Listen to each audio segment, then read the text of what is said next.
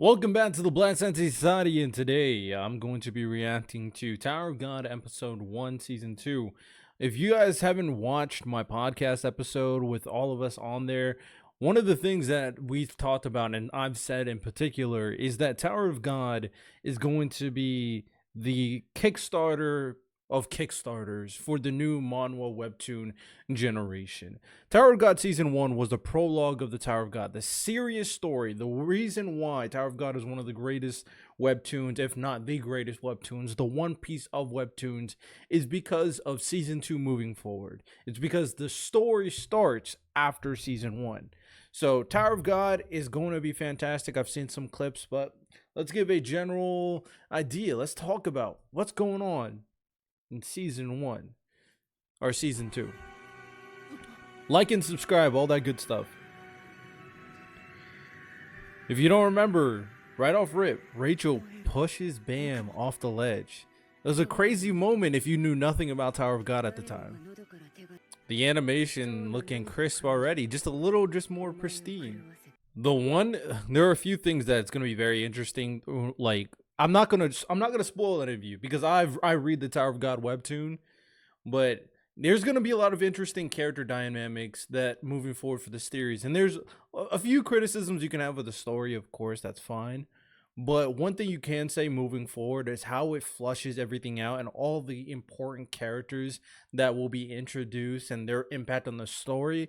But overall, what this is a journey of Bam specifically and what he does. And let me tell you, he does some crazy stuff, but be prepared. You're about to meet a lot of interesting characters moving forward. Everyone has a role in the story, whether it's minor or major. And her role in the story, huge role in the story for Bam and his growth. The difference between this and One Piece is, like, in One Piece, it's the journey to find the One Piece to become X, Y, and Z. There's an end goal, the top of the tower. But Bam is not trying to climb the top of the tower to get the ultimate prize of the tower, which is a wish that gets granted, I believe, to anybody, and you can get whatever you want from the King of Jihad.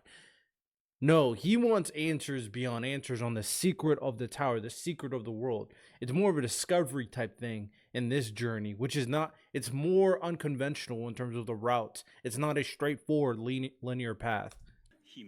She's one of the main princesses, which is a amazing story dynamic.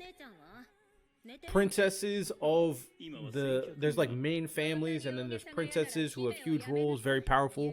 There's also, if you guys don't know, there's weapons that's like super powerful weapons that people own, and they're usually correspond with a color in a month, like Green April, for example. I think one of them, is it the Black March? I think it's the Black March, but I don't remember off the top of my head. So they have that. There's also a hierarchy amongst like the different families and the prince. Like they Tower of God goes in so much depth on how it's presented story and its world building. Oh man, Tower of God really is about to do some crazy thing. With One Piece coming to its climax, Tower of God came at the perfect moment. I'm not gonna lie, it came at the perfect moment. Quick review: opening was fire for Tower of God. I'm not gonna lie, the opening and ending for Season 1 was fire anyway, so they kept the same energy. Love to see it. And something I want to point out is that the Prince of Jihad is gonna be such a big storyline. Like, he is such an important character. The amount of characters that will be introduced that are like super relevant to the story, and they all get depth, which is the great thing in Tower of God. One of my favorite things that anime that are like battle shonen type things do, or when they have like ranking systems, tests like that, it makes the experience a lot more interesting. You know how I said that there is going to be, it's not a straightforward journey type story, which is the interesting part, is it still has that aspect with him wanting to be the king of the tower. Also, the power system in Tower of God, fantastic. And the different creatures too, the different species too. You're gonna see a lot of different types of characters.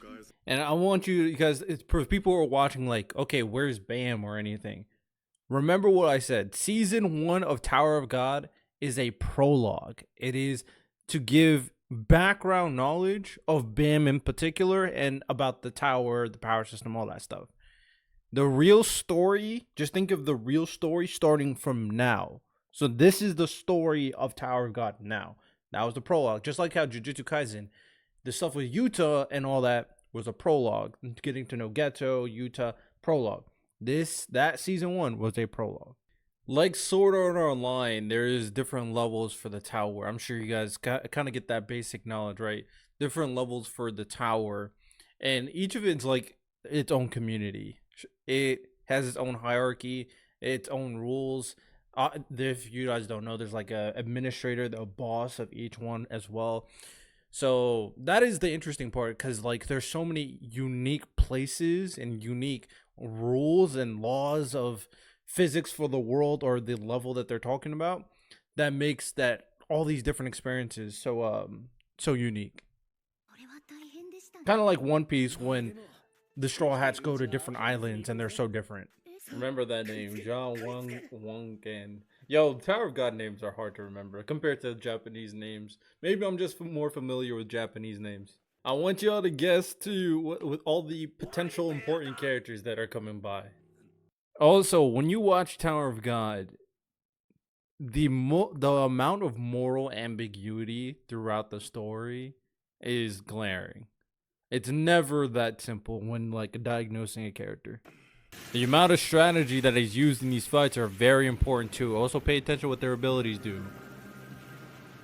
Fug. Basically a revolutionary group against the king of the tower. Or just opposing faction. They don't think revolutionaries like One Piece. Just opposing faction. Damn, no diftem. No diftem.